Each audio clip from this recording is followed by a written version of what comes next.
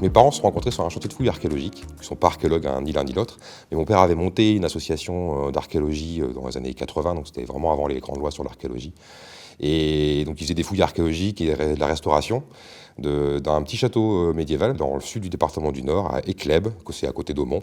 Et ma mère est venue une année comme bénévole, et puis au final elle n'est jamais repartie.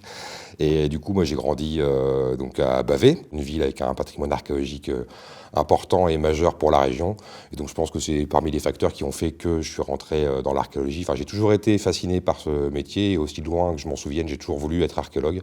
Donc voilà, donc c'est un peu ça qui m'a amené à l'archéologie. Puis après, c'est l'histoire de rencontres, etc. Les débuts sont plutôt liés à Bavay, d'ailleurs, parce que j'ai eu l'occasion de rencontrer Frédéric Loridan. Il venait de faire des fouilles archéologiques sur le site de la Fage des Prés-Aulnois, et ils avaient fait une petite exposition à la salle des fêtes de Bavay. Et du coup, j'y suis allé avec ma mère, et puis j'ai rencontré Frédéric comme ça. Et de fil en aiguille, en fait, en stage de troisième, on doit choisir une entreprise. Et puis, vu que je voulais faire de l'archéologie, je suis rentré au département avec Frédéric pour faire mon stage de troisième, donc en novembre 97, si je me souviens bien. Donc, c'était mon premier diagnostic archéologique. Donc, il faisait très froid. J'avais 13-14 ans. Et du coup, quand Frédéric et le service du département du Nord, donc avec Christine Louvion à l'époque, Patrice Herbin après qui arrivait, et puis d'autres personnes, notamment Rodolphe Ménard aussi, qui était emploi jeune, si je me souviens bien, objecteur de conscience avant d'être emploi jeune. Et puis donc dès qu'il y a des opérations archéologiques sur Bavay ou dans la campagne proche de Bavay, et que moi j'étais soit le mercredi après-midi, soit pendant les vacances scolaires, systématiquement j'allais avec eux. Donc j'ai fait beaucoup d'opérations de diagnostic, au final, d'évaluation comme on appelait à l'époque, sur Bavay et un peu à la campagne, et notamment sur le forum. Donc ça c'était une belle expérience, et puis j'ai surtout appris comme ça, quoi. Et j'ai appris un peu plus du coup après en allant à l'université, mais j'ai d'abord appris l'archéologie sur le terrain avec Frédéric Loridan.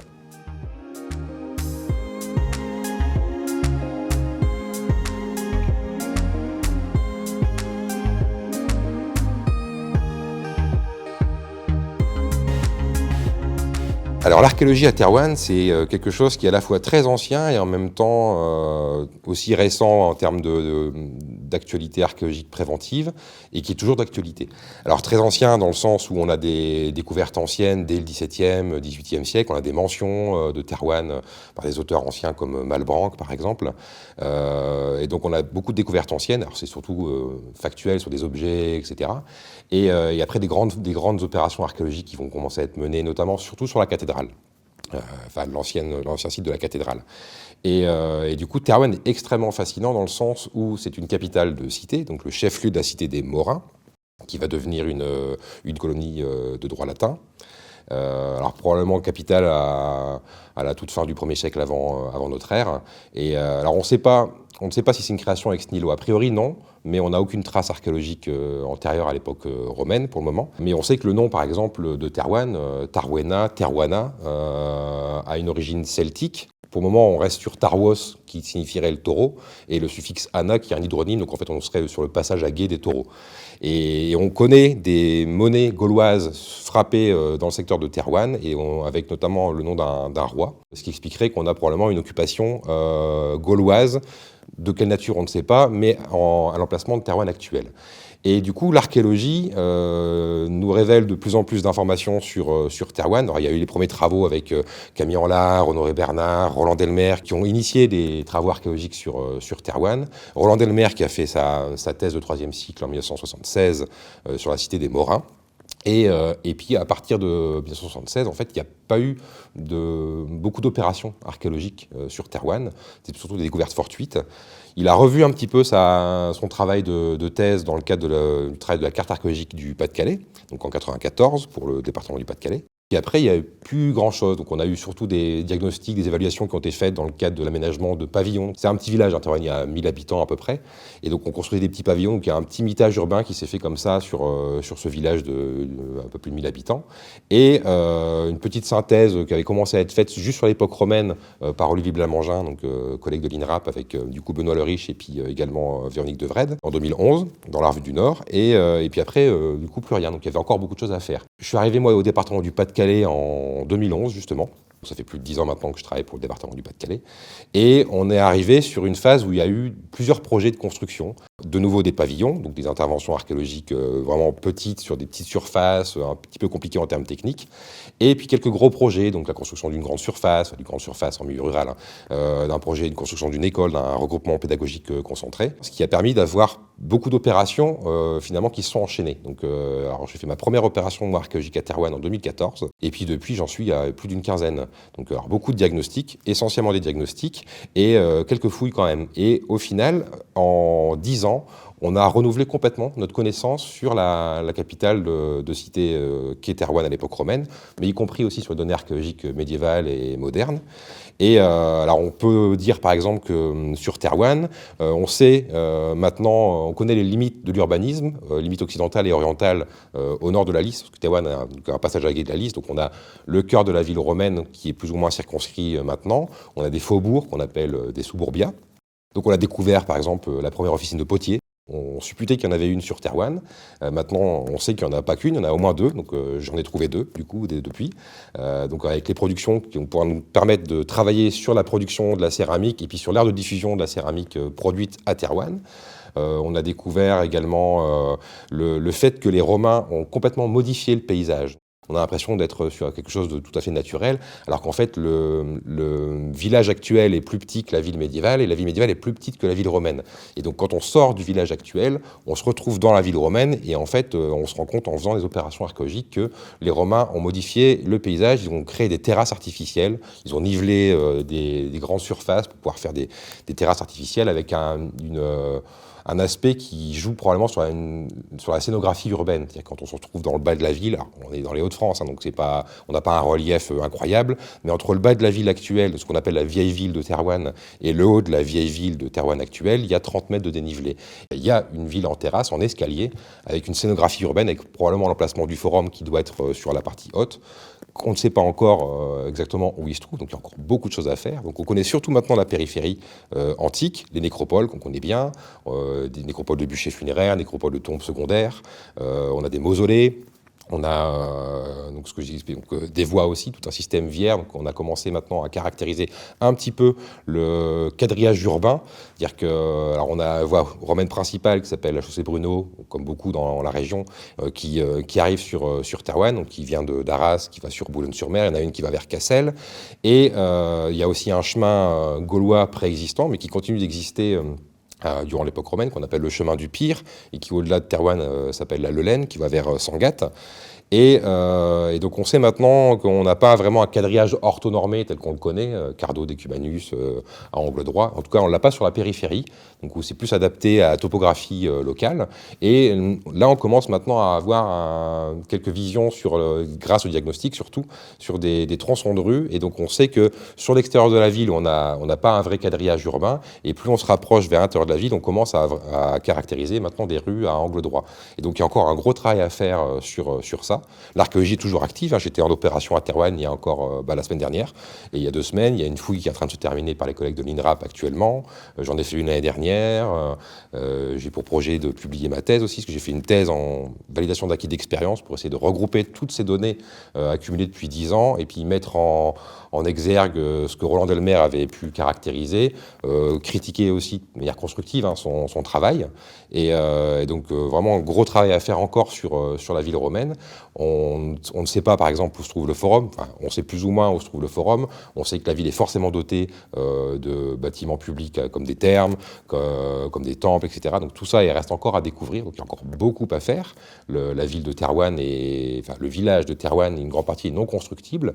Et on sait que, notamment dans ce qu'on appelle la vieille ville, il y a entre 4 et 5 mètres de stratigraphie, ce qui est complètement incroyable et qui est une aubaine pour nous en termes d'archéologie. Donc au final, on fait de l'archéologie urbaine dans un village. Donc c'est assez intéressant. C'est très technique. Et ce qui est assez intéressant aussi, c'est pas que l'histoire de la ville romaine, c'est-à-dire que la ville de Thérouanne romaine va devenir une ville épiscopale. Donc on a une cathédrale dès l'époque carolingienne, donc c'est notamment les travaux de Camille Enlard et d'Honoré Bernard et de Roland Delmer sur le secteur cathédrale, avec le premier évêque qui s'appelait Odomaros, qui a été canonisé sous le nom de Saint-Omer. Cette ville, du coup, va devenir florissante, va se doter de remparts, notamment probablement dès le X, XIe, XIIe siècle. À l'orée du XVIe siècle, donc la première moitié du XVIe siècle, on va avoir 3 sièges qui vont être menés sur Thérouanne. Donc Thérouanne se retrouve être une enclave française au sein des Pays-Bas espagnols. Et donc il y aura 3 sièges, un en 1513, un en 1537 et puis le fatal en 1553. Et donc à chaque fois, ils vont reconstruire les fortifications. Donc on a encore un peu du mal à caractériser ça sur le terme archéologique parce que c'est beaucoup de déblais à faire. Il faut pouvoir intervenir aussi de manière chirurgicale. Donc j'envisage moi de faire des fouilles programmées à un moment donné pour répondre à des questions précises. Et le dernier siège de Thérouanne, mené par les armées de Charles Quint, va être tellement intense, qui va durer quasiment 2 mois, qu'en fait la ville va être en grande partie détruite. Et chose incroyable pour l'époque, c'est que Charles Quint va ordonner, et donc on a le document manuscrit signé de sa main, donc va ordonner qu'on détruise la ville jusque dans ses fondements. Ce qui fait qu'en fait, c'est même pas une démolition, c'est une déconstruction. Et ça, on l'observe sur le plan archéologique. Donc, on a des couches de démolition, d'incendie, mais on n'a pas de grosses couches archéologiques avec des gravats, des pierres énormes, etc. Ils ont vraiment démonté la ville, ils ont démonté la cathédrale. Il y a notamment, pour ceux qui connaissent la cathédrale de Saint-Omer, dans la nef latérale gauche, il y a le grand dieu qu'on appelle le grand dieu de Thérouanne, qui était en fait le grand dieu sur la cathédrale, le portail d'entrée de la cathédrale de Thérouanne.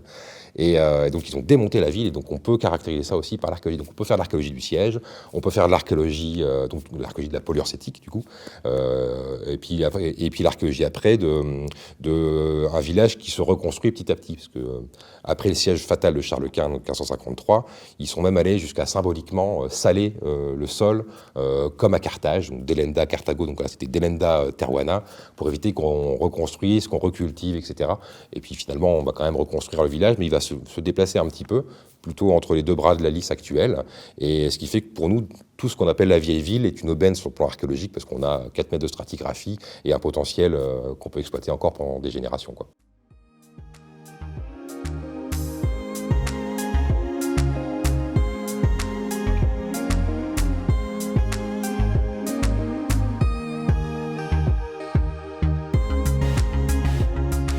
L'archéologie telle qu'on l'a fait aujourd'hui, donc l'archéologie préventive, pour moi n'est pas une fin en soi. C'est-à-dire que je pense que pour aucun de mes collègues, l'archéologie est une fin en soi. C'est-à-dire que l'archéologie ne s'arrête pas au rapport d'opération, de diagnostic ou de fouille.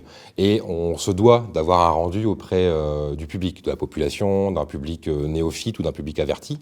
Et j'ai toujours considéré la médiation comme faisant partie intégrante de mon travail d'archéologue départemental, du coup maintenant. Et c'est quelque chose qui m'anime depuis l'adolescence, au final. Donc, quand j'ai commencé l'archéologie à Bavay, j'étais à la fois archéologue bénévole, j'étais guide bénévole pour le musée archéologique, à l'époque qui était encore municipal, le musée de Bavay. J'ai fait également de la reconstitution historique et de la restauration de monuments historiques. Et en fait, tout ça avait c'était un seul et même objectif, c'est-à-dire que comprendre tout le processus de l'archéologie, donc de l'archéologie de terrain, donc de l'acquisition de données, jusqu'au rendu du public, soit via des visites guidées, soit via de la restauration de monuments historiques pour préserver les bâtiments pour le futur, soit via la reconstitution, l'archéologie expérimentale, pour se mettre en situation, pour comprendre aussi un artisanat, des objets qu'on va retrouver, etc. Et donc je mets un point d'honneur à faire visiter mes chantiers autant que faire se peut, donc dans les conditions de sécurité à chaque fois. Je suis toujours ouvert au public qui passe, à la population qui passe. Et puis c'est aussi ça qui m'intéresse. Je suis archéologue départemental, donc territorial. Et c'est l'archéologie qui m'intéresse, une archéologie territoriale, ancrée dans le territoire et proche des habitants. C'est notre histoire, c'est leur histoire, c'est notre patrimoine. Et donc que ce soit pour des adultes comme pour des enfants. Et puis la culture, ça marche aussi par capillarité. Donc si on touche les enfants dans leur intérêt pour l'histoire ou pour leur patrimoine, et derrière, quand ils seront adultes, ils seront aussi intéressés par ça et ils le protégeront, ils le préserveront, ils le transmettront, quoi. Et du coup, on fait beaucoup de visites de collèges, d'écoles, notamment d'écoles. Donc là, j'ai fait une fouille l'année dernière du coup pour un futur projet de regroupement pédagogique concentré. Donc ce sont plusieurs écoles de Thérouanne et autour qui vont être installées sur Thérouanne. Donc il y a eu un gros diagnostic, une fouille archéologique et on a fait des visites de chantier pour le public, les adultes, etc. Et des visites dédiées aux scolaires, donc aux futurs écoliers de cette école en question.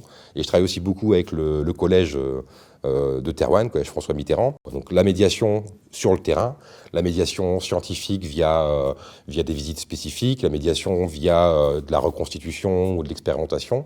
Et puis, alors, voilà, j'ai arrêté, mais la restauration de monuments historiques était aussi une manière de faire de la médiation. Donc, parce que j'ai fait ça pendant plusieurs années quand j'étais à l'université. J'étais même administrateur d'une association affiliée à Rempart. Donc, rien à voir avec la période romaine, je travaillais sur une commanderie templière et hospitalière en Seine-et-Marne, donc à Coulommiers.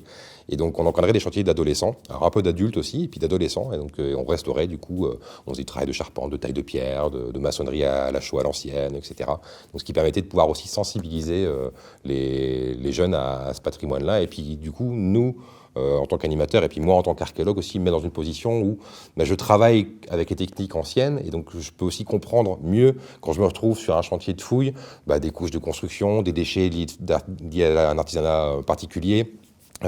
Donc tout ça est lié en fait, donc, et c'est vraiment ça qui m'intéresse.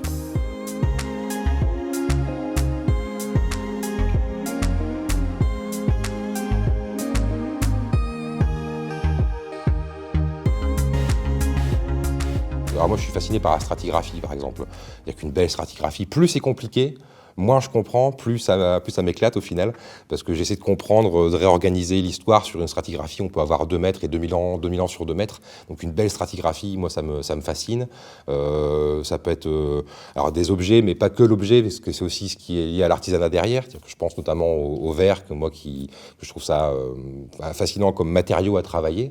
Et on a fait notamment des très belles découvertes il y a 2 ans de ça sur le site de la BA103 de Cambrai, donc dans des tombes du IVe siècle avec des verreries qui étaient intactes, qui sont vraiment magnifiques. Et là, on voit le savoir-faire des artisans, pour le coup romains, parce que le verre soufflé est une technique développée par les Romains. Ça peut être des choses basiques, basiques entre guillemets, même un moindre tesson de céramique peut être intéressant. J'ai fait une découverte intéressante sur le littoral aussi du Boulonnais, donc au nord de Boulogne, à Marquise, on avait plusieurs mausolées funéraires installés le long d'une voie romaine, avec notamment des services à ablution en bronze qui ont été découverts dans ces tombes. Ça peut être l'archéologie de la Grande Guerre aussi. En 2016, on avait fait une fouille sur un gros site gaulois, une agglomération secondaire romaine, mais traversée par deux tranchées de guerre, et en plein entre Albert, du coup même Thiepval, et puis Bapaume, et donc en plein no man's land. Et donc stupéfaction, c'est que les vestiges archéologiques étaient en grande partie préservés, même très bien préservés, et on avait aussi du coup tout le système de tranchées, et on a découvert 15 soldats allemands dans le cadre de cette opération. Et là, c'était quelque chose d'assez prenant. Puis après, ça peut être effectivement Bavet. Donc voilà, moi, c'est le forum de Bavet. Forcément, fouiller sur le forum, c'était un rêve de gosse que j'ai réalisé en étant gamin. Et donc, puis fouiller chez soi. Donc, j'ai fouillé à Bavet. J'ai eu une responsabilité d'opération à Bavet sur le parking de la maison de retraite, l'actuelle maison de retraite, où ma grand-mère a été d'ailleurs en maison de retraite, et avec une petite domousse, donc avec un système de chauffage par hypocaust à canaux rayonnants.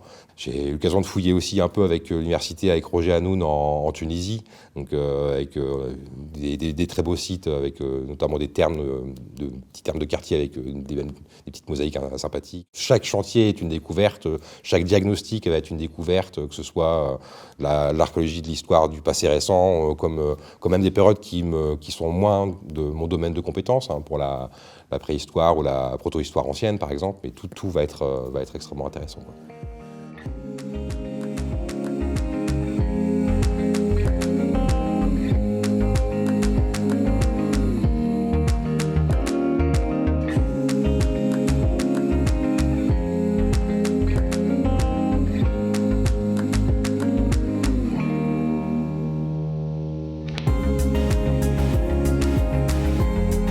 Définition de l'archéologie, il y en a plusieurs au final, c'est-à-dire qu'on fait des fouilles, on fait des sondages, et après on doit reconstruire l'histoire qu'on aura grattée à force de nos bras.